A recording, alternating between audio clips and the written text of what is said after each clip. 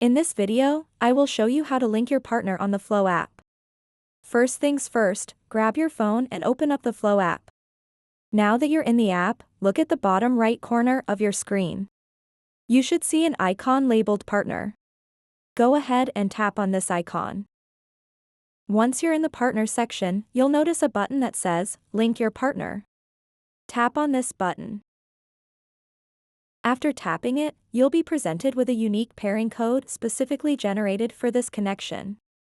Next, tap on Send Pairing Code. You'll be presented with several sharing options. Choose any method that works best for you, be it text message, email, or social media, and send that code over to your partner.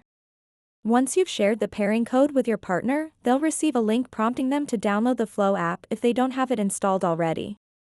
When they open their Flow app after installation, they'll need to enter the pairing code provided by you. This step is crucial as it pairs both profiles together seamlessly. So that wraps up this tutorial.